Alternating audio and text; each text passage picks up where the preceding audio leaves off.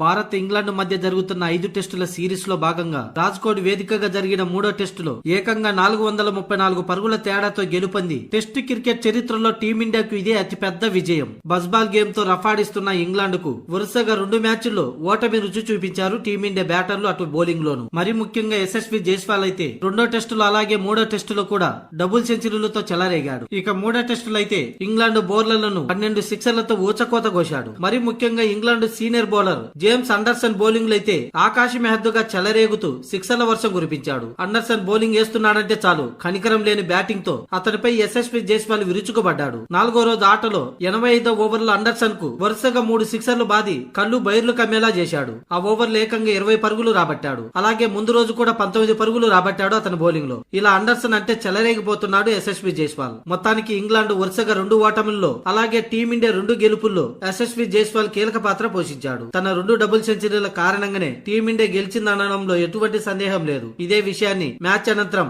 England జట్టు captain Ben Stokes కూడా అన్నాడు. అవును, వరుసగా ఈ 2 మ్యాచ్ల్లో మా ఓటమికి యశస్వి జైస్వాల్ బ్యాటింగే కారణం. అంతేకాకుండా తన అటాక్ బ్యాటింగ్ కూడా మా అంచనాలు తలకిందులు చేశాయి. ముఖ్యంగా ఈ మ్యాచ్ లో మేము రచించిన వ్యూహాలు ఫలించలేదు. రోహిత్ శర్మను అనుసరించి ఫీల్డింగ్ ను సెట్ చేసినా కూడా టీమిండియా నుంచి పరుగుల్ని నియంత్రించలేకపోయామని బెన్ స్టోక్స్ తెలిపాడు. ఇక డ్రెస్సింగ్ రూమ్ లో తమ ఆటగాళ్ల అభిప్రాయాలను తీసుకొని ఓటమి గురించి విశ్లేషించుకుంటామని తెలిపాడు. మా జట్టులో బెన్ డకెట్ నమ్మశక్యం కాని ఇన్నింగ్స్ ఆడాడు. అలాంటి ఇన్నింగ్స్ మరొక బ్యాటర్ ఆడి ఉంటే ఫలితం మరోలా ఉండేదని స్టోక్స్ అన్నాడు. ప్రస్తుతం 1-2తో సిరీస్ లో వెనకబడ్డాం. ఇక మిగిలిన 2 మ్యాచ్ల్లో పుంజుకొని సిరీస్ గెలిచే అవకాశాన్ని దక్కించుకుంటామని, ప్రస్తుతం మ్యాచ్ ఫలితాన్ని వదిలేసి తర్వాత 2 టెస్టుల గురించి దృష్టి సారిస్తామంటూ బెన్ స్టోక్స్ పేర్కొన్నాడు.